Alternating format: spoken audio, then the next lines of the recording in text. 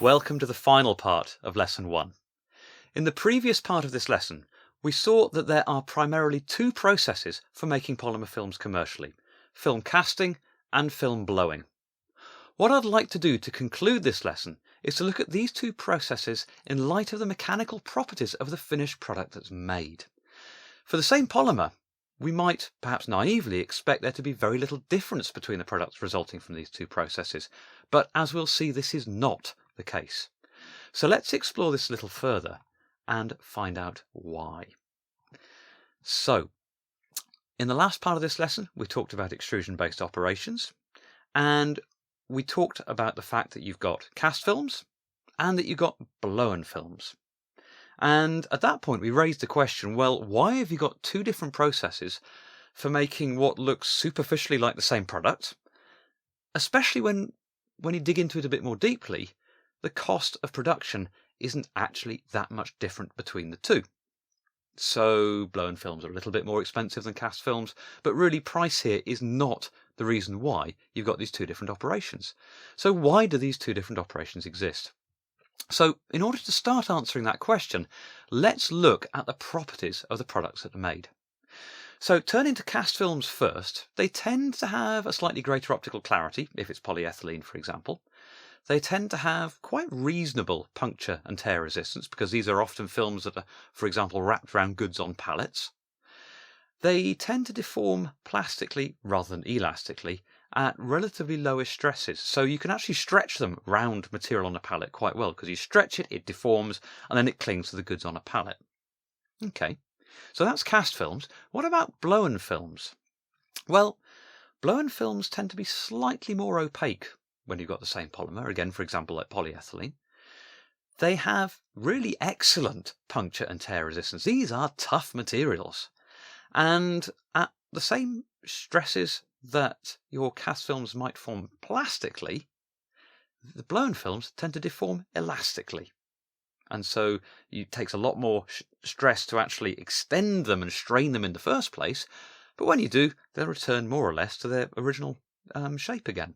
So you've got the same polymer, you've got superficially a very similar looking product, but from mechanical properties standpoint, they're two very different products.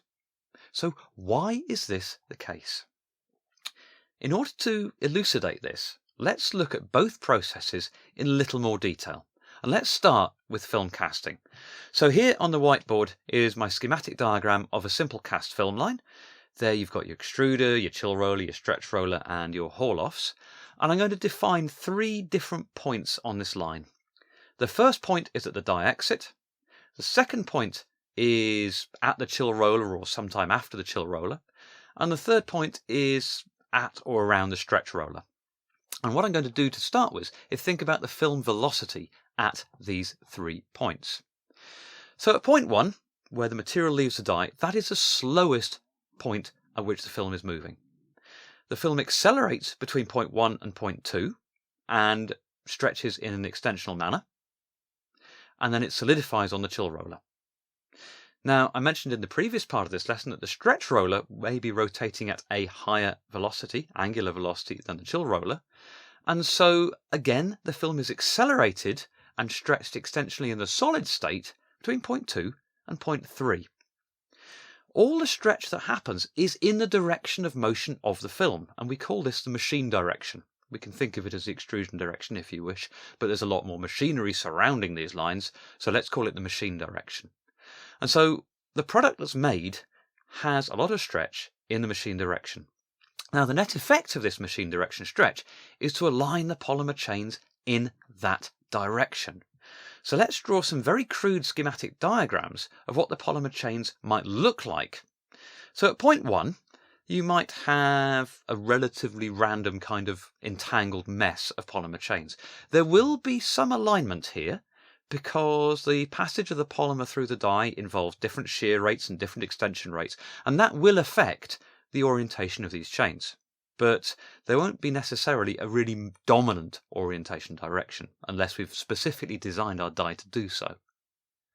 At point 2, we'll see actually our chains look a little bit different. So The mental model here I'd like to give you is imagine that you've got a great big box of bungee cords all tangled up in one another, and you grab a fistful of these bungee cords and pull them. When you do that, that tangled mess of bungee cords will tend to align as they stretch, and that's sort of what's happening here on the nano scale. So between 0.1 and 0.2, the polymer chains have been subject to this extensional deformation, and they've aligned in that direction, in the drawing direction, the machine direction. So after melt drawing, you've got a certain degree of chain alignment. That chain alignment is accentuated during the cold drawing stage. And so between 0.2 and 0.3, the film is accelerated again in the machine direction, and you get stronger orientation of the polymer chains in that machine direction. And so schematically at 0.3, you might end up with actually quite an orientated polymer. But all the orientation here is in the machine direction. There is very little orientation 90 degrees to that.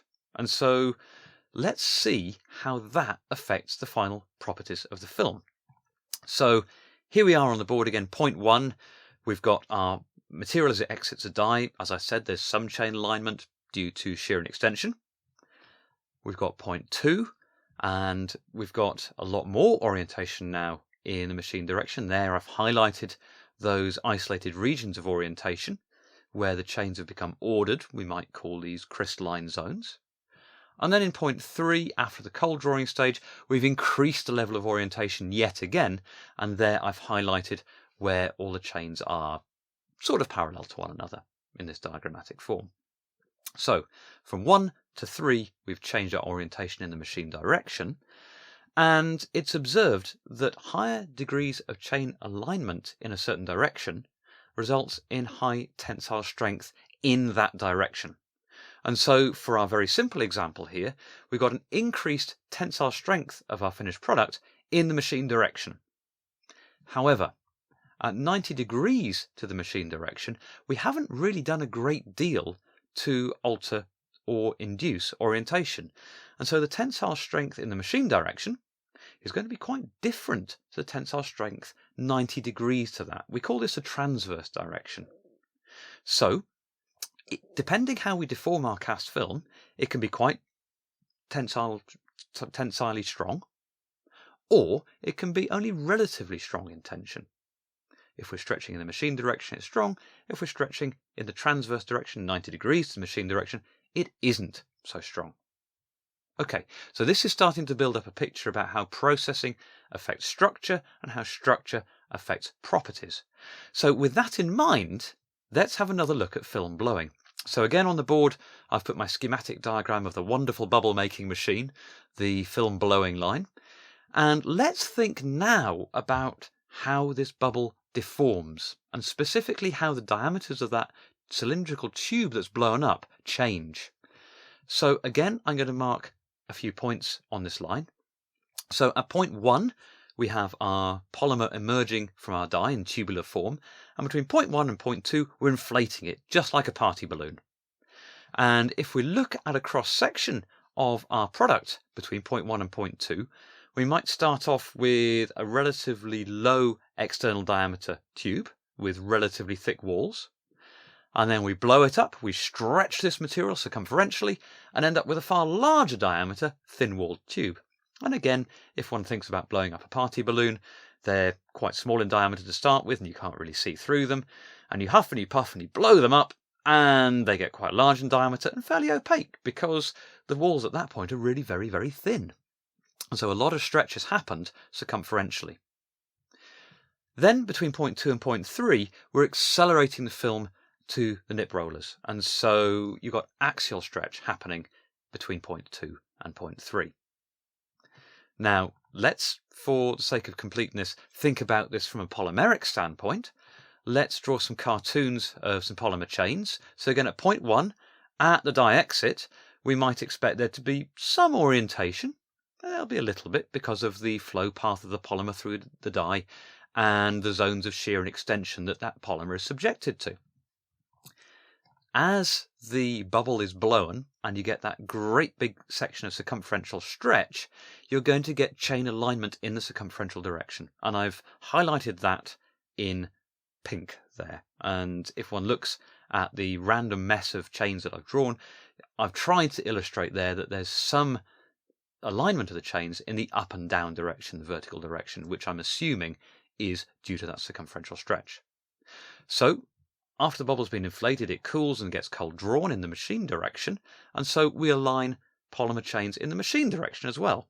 So that I've highlighted in blue in number 3 there. So you've got extrusion direction or machine direction alignment, and you've also got some circumferential alignment as well. And these things are mutually perpendicular to one another, which is great. So you have orientation in 2 directions, and we call this biaxial orientation. This infers that the tensile strength is now strong in 2 directions, rather than just in 1 direction for cast film. Now, there's a slight subnote there because you can biaxially orientate cast film, but you need a great deal of additional equipment to do that, something called a tenter frame, and that will be covered later in this course. So the key point of this final part of lesson 1 is to really highlight the following. For the same polymer, processing affects nanostructure. It affects chain orientation. Nanostructure affects mechanical properties, which in turn will tailor end use. So the final mechanical properties of a polymeric product are as much about the polymer as they are about processing. So please don't forget that. So let's briefly sum up some key points. So we've seen for the same polymer, for example a low density polyethylene, cast film and blown film are observed to have different mechanical properties. Cast film without a tenter frame primarily contains polymer chains oriented in the drawing direction, in 1 direction, the machine direction. Blown film, in contrast, has biaxial orientation as a result of the bubble blowing, so you've got that circumferential stretch, and then you've got your machine direction stretch as that bubble is accelerated by the various rollers downstream of the extrusion die. And so processing intimately affects material nanostructure, which intimately affects physical properties.